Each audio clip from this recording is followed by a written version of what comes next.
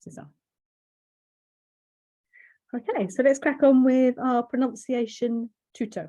Okay, so we're going to have a look at l'enchaînement consonantique. L'enchaînement consonantique. And I just wonder whether this is even more important than pronouncing the sounds in a word correctly, is getting this intonation. Because sometimes we hesitate in parts of the sentence which are unexpected, or we give emphasis to parts of the sentence or the phrase that are unexpected, and that in itself causes confusion to the person. Also, I think the other thing that's quite useful about becoming aware about this sort of like running together of language is that when you're listening, you can start to sort of identify chunks of language, because they'll come together in chunks that sort of like ring through in a chain, really, which is what this is saying in French. And then you can sort of like pick out a piece, and then pick out a piece, and pick out a piece. And a lot of people say, well, the French speak so quickly, or that went so quickly. And I don't think it's necessarily that it went so quickly, as actually, it's the way that it merges together. Of course, this happens in English as well.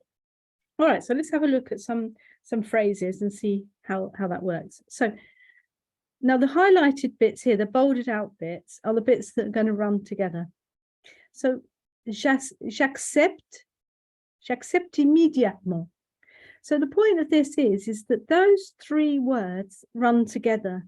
They don't live in isolation like they do on a page. So in a page, you could that's why it's another reason why it's so easy in comparison to read, because you can take each word. But there are actually three words that are going to run together in a chain. Okay, so j'accepte, we're going to put that T in, j'accepte immédiatement. J'accepte immédiatement. So the TEI, as you can see here, is running together. So you might want to try and say that out loud for yourself, because we can't hear you. So have a go. J'accepte immédiatement. And by the way, don't be fooled into thinking that you don't pronounce French consonants, because French consonants do get pronounced when we have the E behind them. Then they do. Obviously, we don't hear, they are silent a lot of the time when there isn't an E, but when there is one, we do. So, j'accepte immédiatement. Okay, let's have a look at another one. Now, here we've got the consonant is here, and that's really the sound that we're going to hear the most as it runs into the next word. So, ce livre est passionnant. Ce livre est passionnant. Livre, yeah, livre. So we're going the V and the E together. Ce livre est passionnant. And almost to the untrained ear, you might thinking, what's livre? What's livre? What's that word? But actually, you can see when you can see it like this, it's fairly clear why that you think that. So it's those consonants matter. Right, let's have a look at some of, so those are a couple of examples. We're going to listen to these numbered 1, 2, 3, 4 in a minute. But you might want to have a go to yourself. How would you say that? Now, we can see from the brackets that this E is not really important.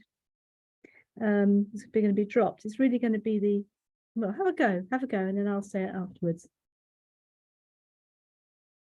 So, ton portable a sonné. So it's table, isn't it? Into the A, yeah? Ton portable a sonné. And the tendency is to sort of like read, because that looks like an English word, you almost want to say portable. So you'd almost, yeah, some people want to say portable, so portable a sonné, but that's not, it's very, very different sound, isn't it? So, ton portable a sonné. Okay, do you want to have a go at this one?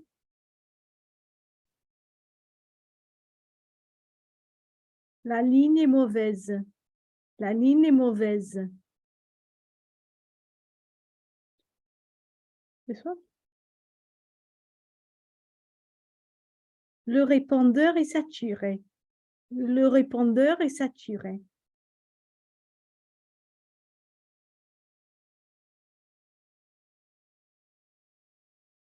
Ce téléphone est nul. Ce téléphone est nul. Well, let's have a listen. So that's me saying them. Now, obviously, I'm not French. So let's listen to a French person saying it. Okay. Exercice 2. 1. Sorry, it's not that one. Exercice, No, 16 we want. leçon 4. Voilà. La continuité, l'enchaînement consonantique. Exercice 1. Ton portable a sonné. Do you want to say that to yourself again? Good. 2. La ligne est mauvaise. Have a go again.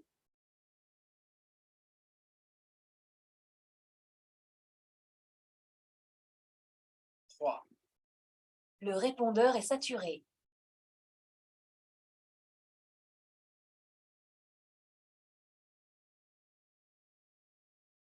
4. Ce téléphone est nul. Good. So hopefully you're starting to get a bit of a rhythm going there, aren't you, on that? Oops. Right, let's have a look at this in a slightly longer sentence. We've got these folded out bits that are going to help us. So David organise une exposition. David organise. We're going to hear that S there as well, yes? David organise une exposition. And you can see, you know, that's a whole chunk, isn't it? I'm trying to cut it and slow down between words would kind of interrupt the flow, and the person listening would find that really difficult to understand without that flow. David organise une exposition. Okay, do you want to try the next one for yourself?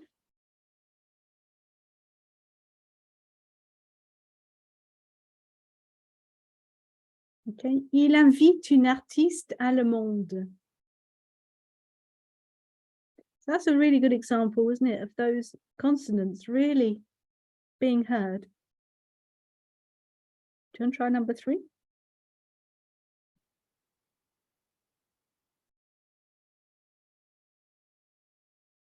Karine utilise une technique ancienne. And this is part of the same sentence, really, isn't it? Pour ses sculptures en bronze. That's noticeable, you know, there's only one highlighted here. Les critiques admirent son talent.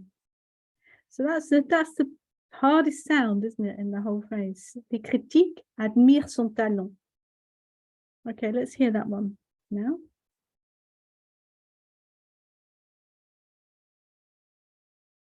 Exercice 2.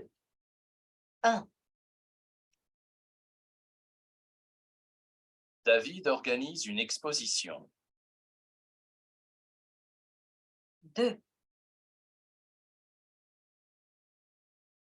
Il invite une artiste allemande. 3. Karine utilise une technique ancienne. 4. Pour ses sculptures en bronze.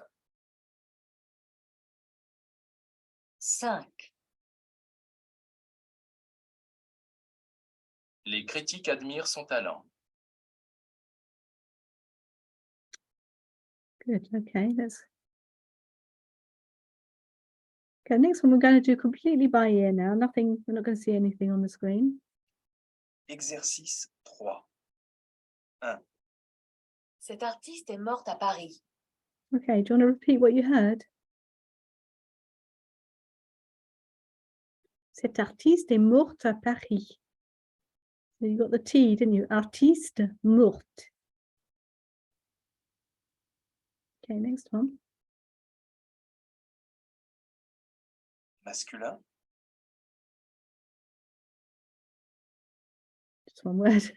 Masculin. We're listening, aren't we? So. Cet artiste est mort à Paris. Oh, okay, sorry. So that was the feminine, and now we've got the masculine. So the first one was cet artiste est morte à Paris. Et cet artiste est mort à Paris. Okay, so we can hear the difference. Okay. 2. Cet élève est fort en maths. Okay, so this is a female. So Cet élève est forte en maths. All the T's. So now we're going to get the masculine version. Masculin. Cet élève est fort en maths. Yeah, so cet élève est fort. Fort. Stop there. I'm not pronouncing the T on maths. 3. Tu es sourde à ce qu'on te dit.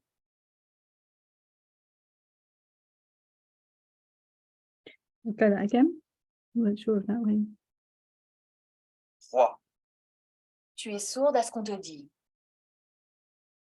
Any idea? Because it's things you don't know, perhaps. Tu es sourde à ce qu'on te dit. Tu es sourde à ce qu'on te dit. So you're deaf to what we're saying to you. Tu es sourde à ce qu'on te dit. Okay. And then we're the masculine. Masculin. Tu es sourd à ce qu'on te dit. Okay, so obviously the difference was the sourd, sourd, which means deaf. 4. Tu es trop lourde à porter. C'est trop lourd à porter. C'est trop lourd à porter. Lourd à porter.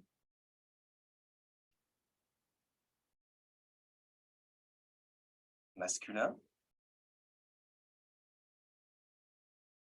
Tu es trop lourd à porter. Voilà, très bien. C'est trop lourd à porter. Okay, so I hope that's sort of like done put a little spotlight on something to think about when you're speaking and also when you're listening. Probably the first place to go actually is be listening out for it, and then you can start mimicking it when you're speaking, which kind of says then actually rather than launching into speaking without thinking about what you're going to say before, it's better to think for a second and try to get a whole phrase out rather than, you know, just sort of like launch a phrase and then in the middle of it be sort of thinking, because that's really confusing for someone potentially. Okay, thank you very much. See you soon. À bientôt. Merci, au revoir.